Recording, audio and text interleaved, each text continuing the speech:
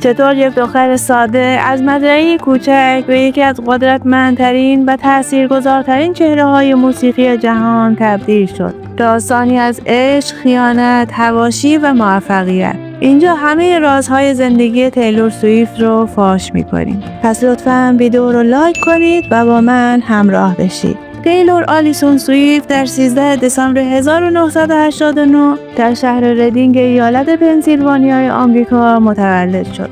پدرش اسکات مشاور مالی و کارگزار بورس و مادرش آندرا خانه‌دار که قبلا به عنوان مدیر اجرایی بازاریابی کار میکرد. تیلور یه برادر کوچکتر به اسم آستین داره که در زمینه بازیگری فعالیت میکنه.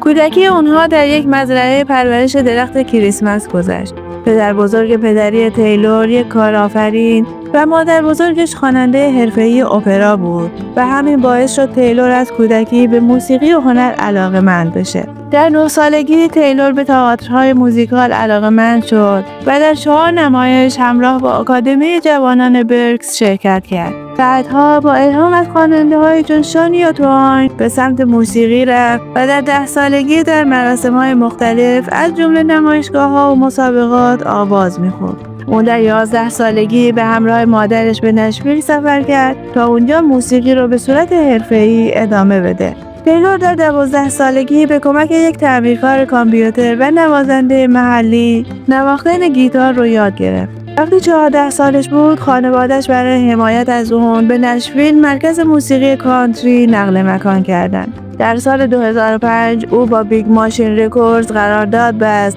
و سال 2006 اولین آلبومش رو با نام تیلور سویفت منتشر کرد که بیش از 5 میلیون نسخه فروخت. این آلبوم برای 24 هفته در صدر جدول آلبوم‌های برتر کانتری ایالات متحده قرار گرفت و طولانی ترین زمان ماندگاری در بیلبورد 200 دهه 2000 بود. تیلور در 16 سالگی شروع به سفرهای تبلیغاتی کرد و به سرعت به ستاره‌ای محبوب تبدیل شد. دومین آلبوم او با نام بیباک در سال 2008 منتشر شد. 2 تک آهنگ داستان عشق و تو به من تعلق داری از این آلبوم اون رو به پرفروشترین آلبوم سال تبدیل کرد. این آلبوم جایزه گرمی برای آلبوم سال رو برد. آلبوم تیلور با نام حالا صحبت کن در سال 2010 منتشر شد و در اولین هفته انتشار آلبوم در ایالات متحده بیش از 1 میلیون نسخه از اون به فروش رسید و تور کنسرت اون در مدت 13 ماه در سراسر جهان برگزار شد. تمام 14 آهنگ آلبوم در بیلبورد 100 تای برتر قرار داشتند. در سال 2012 4مین آلبوم سویفت با نام سرخ منتشر شد. در اولین هفته انتشار این آلبوم بیش از 1 میلیون نسخه از اون در آمریکا به فروش رفت. تک آهنگ اصلی این آلبوم ما هیچ وقت دوباره یک جا نخواهیم شد موفقیت تجاری در سراسر جهان بود که رتبه اول جهان رو گرفت. این ترانه در بیلبورد هات 100 در رتبه اول به مدت 3 هفته باقی موند.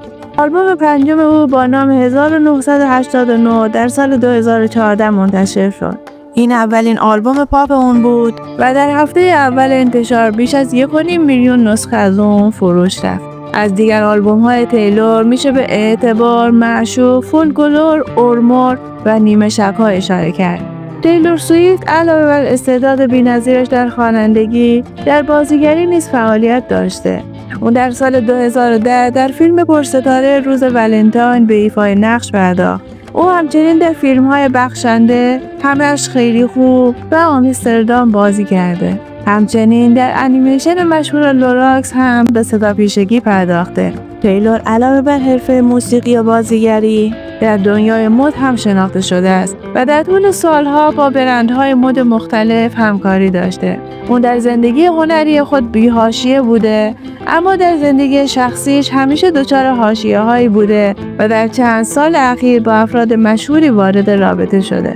تیلور در سال 2008 با جو جوناس خواننده مشهور آمریکایی وارد رابطه شد و بعد از چند ماه به جدایی ختم شد. او در فیلمبرداری فیلم مشهور گرگومیش با تیلور لاتنر بازیگر مشهور آمریکایی دیدار کرد و بعد از مدتی وارد رابطه شدند. تیلور سویفت 3 سال از دوست پسرش بزرگتر بود. این دو در سال 2009 چند ماه با هم بودند و بعد از هم جدا شدند. اون در سال 2010 در کنسرتی با جان میر خواننده مشهور آشنا شد. این دو در تابستون همون سال وارد رابطه شدند، اما این رابطه هم پایان خوبی نداشت و بعد از چند ماه از هم جدا شدند. تیلور در سال 2010 در خیابان‌های بروکلین با جک جیلنهال، بازیگر مشهور آمریکایی دیده شد. بسیاری رابطه این دو رو جدی عنوان کردند، اما در ژانویه 2011 از هم جدا شدند. او در دسامبر سال 2012 با هری استایلز خواننده مشهور انگلیسی وارد رابطه شد، اما رابطه این دو ستاره هم دوامی نداشت و 1 ماه بعد به هم خورد. تیلور سویفت در سال 2016 با کالوین هریس دیجی و خواننده آمریکایی در یک کار مشترک همکاری کرد. رابطه این دو هم مانند رابطه‌های قبلی تیلور فقط چند ماه دوام داشت.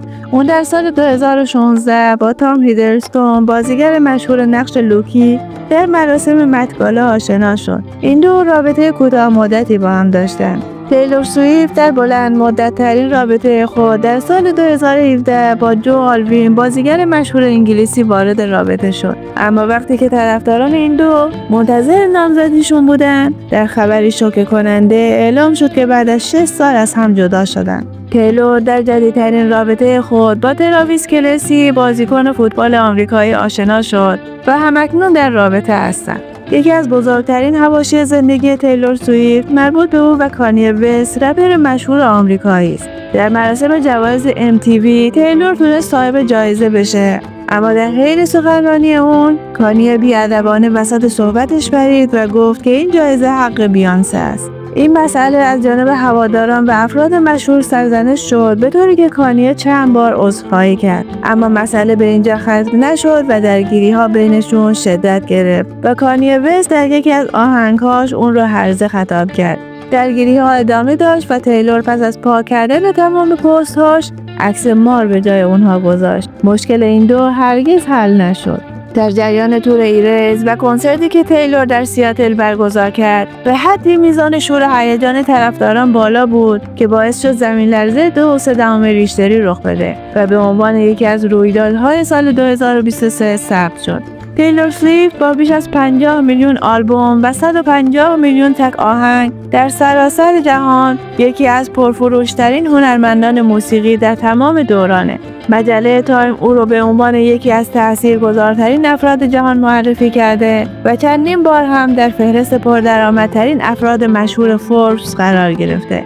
ثروت این خواننده مشهور در سال 2024 معادل 1.1 میلیارد دلار برآورد شده. تیلور در سالیان اخیر هرچه رکورد مالی در دنیای موسیقی بود رو شکسته، مثل فروش بلیط‌های کنسرت، فروش آلبوم و درو کردن جوایز. شهرت و محبوبیت این خواننده آمریکایی تا جایی است که به نام او واحد درسی تعریف میشه. جایزه‌های اون از ارزش بالایی در عرصه موسیقی جهان برخورداره، از جمله 11 جایزه گرمی، 1 جایزه امی، 34 جایزه موسیقی آمریکا، 25 جایزه موسیقی بیلبورد، 55 رکورد گینس و جوایز دیگه. همچنین اون تنها خواننده زن آمریکاست که 3 بار رکورد فروش 1 میلیون آلبوم در هفته اول رو در دهه اخیر ثبت کرده. اون در 20 سالگی جایزه گرمی بهترین آلبوم سال رو گرفت و نامش رو به عنوان جوانترین هنرمند ثبت کرد. تیلور سویفت به عنوان فردی نیکوکار شناخته شده است. اون از پروژه‌های آموزش هنر، سوادآموزی به کودکان، مقابله با بلایای طبیعی و سازمان‌های خیریه کمک به کودکان بیمار حمایت می‌کنه. اون به صلیب سرخ و آژانس پناهندگان سازمان ملل کمک مالی کرده. همچنین با اجرای کنسرت در مکان‌های مختلف هزینه عمل افراد بی‌بضاعت رو تأمین می‌کنه. تیلور سویفت نه فقط یک خواننده، بلکه یک داستانه. داستان دختری که از رویاهای کوچیک شروع کرد و به نماد امید و الهام برای میلیون‌ها نفر تبدیل شد. اگر از این ویدیو لذت بردید، لطفاً اونو با دوستانتون به اشتراک بذارید و کانال رو سابسکرایب کنید.